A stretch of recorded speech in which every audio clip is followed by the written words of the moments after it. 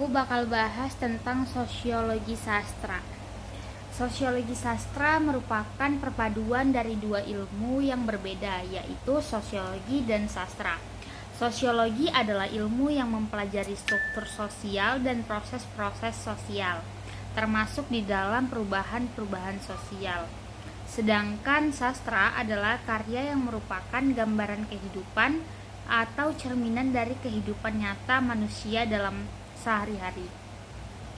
Adapun hubungan pengamatan yang sama antara sosiologi dan sastra yaitu masyarakat.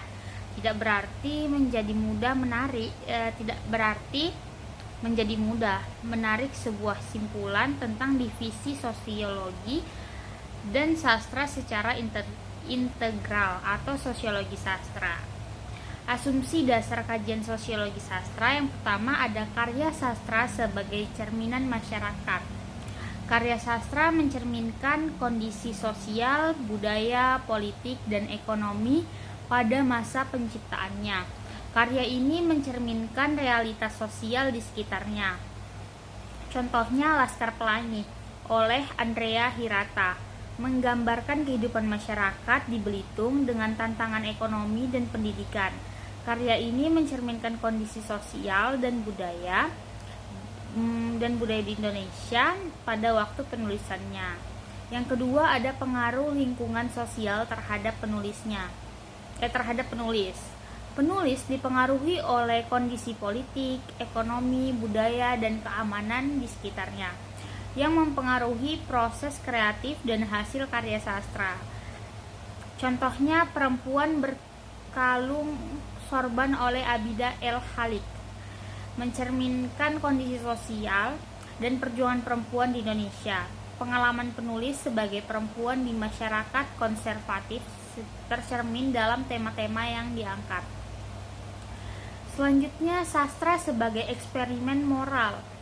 Karya sastra sering digunakan untuk mengeksplorasi nilai-nilai moral dan pandangan sosial melalui narasi dan karakter. Contohnya Siti Nurbaya oleh Mara Rusli menyajikan pandangan tentang ketidakadilan gender dan pernikahan paksa dalam konteks sosial masyarakat. Minangkabau. Karya ini mencerminkan kritik sosial terhadap praktik-praktik tersebut. Selanjutnya ada karya sastra sebagai refleksi pengalaman hidup. Karya sastra mencerminkan pengalaman hidup penulis, baik yang nyata maupun rekaan, melalui imajinasi dan persepsi.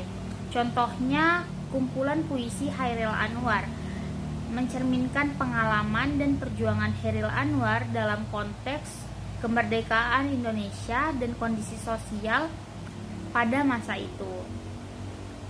Selanjutnya ada kehidupan sosial. Sebagai pemicu lahirnya karya sastra,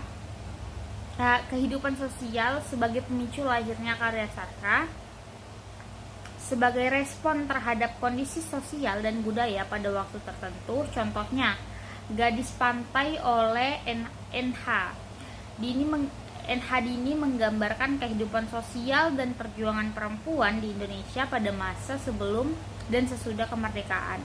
Karya ini mencerminkan dinamika sosial dan budaya pada periode tersebut. Adapun teknik kajian sosiologi sastra, karena sosiologi sastra tidak hanya memfokuskan penelitian sebagai teks benda budaya yang otonom, sumber-sumber yang di luar teks sastra itu pun merupakan bahan penting. Pengetahuan mengenai sejarah, situasi sosial dan politik, perkembangan media, agama, struktur sosial, nilai-nilai dan norma-norma yang berlaku di masyarakat, proses reproduksi, riwayat hidup pengarang, dan lain-lain, merupakan sumber yang sangat berharga. Data yang berkenaan dengan semua itu bisa dilakukan dengan berbagai cara. Tidak hanya dengan memeriksa sumber tertulis, wawancara mendalam, kuesioner terbuka maupun tertutup. Dan pengamatan adalah beberapa Dan pengamatan adalah beberapa saja dari cara-cara yang bisa ditempuh, seperti halnya kajian-kajian sastra yang lainnya. Penerapan kajian sosiologi sastra pun perlu mempertimbangkan fokus permasalahan yang dibahas. Sekian penjelasan tentang sosiologi sastra. Terima kasih.